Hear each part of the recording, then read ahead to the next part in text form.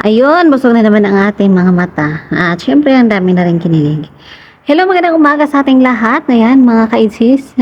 Thank you so much sa inyong suporta sa aking channel. And then, talaga namang si Ido, ganito pala, di ba?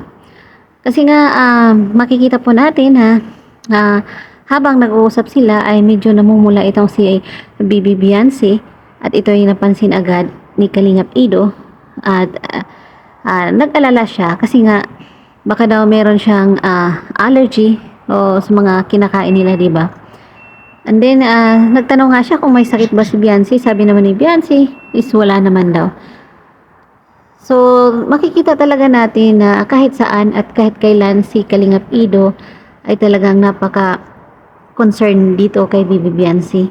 At meron na rin siyang tinupad na pangako kasi noon sinabi niya na kay Beyonce natutulungan niya itong mag-boss nga yung syempre si Beyonce alam naman natin na mahiyain siya.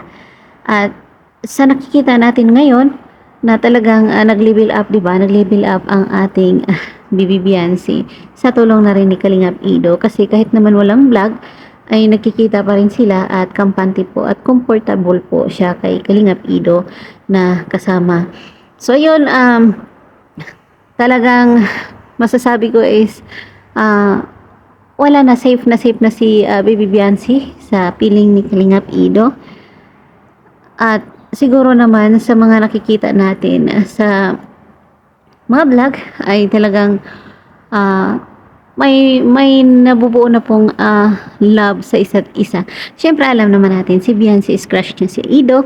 Kaya nga sabi niya ang ganda, ang ano daw, pogi daw ni Kalingap Ido. Sagot naman ni Kalingap Ido, syempre, 'di ba? Kasi marami namang fans doon at para daw mas lalo siyang magustuhan ni Beyonce, pero dinugtungan niya na naman ng joke. So ganun lang naman kasimple at simpleng galawan lang, simpleng titigan lang ng dalawa. Milyon na po at marami na po ang kinikilig sa kunting hipo lang or hawak ni Kalingap Ido sa kamay ni Bibi Beyonce ay marami na po silang napasaya na mga viewers. So, abangan natin ang mga susunod at talagang busog ang mga mata natin ngayon kasi kahit saan ay makikita po natin si Bibi Beyonce at syempre si Kalingap Ido. So, salamat talaga ng marami. Huwag kaligtaan suportahan si Kalingap Rab, Kuya Bal Santos Matubang at sa lahat ng charity vloggers, lalo na po kay Kalingap Ido. Salamat!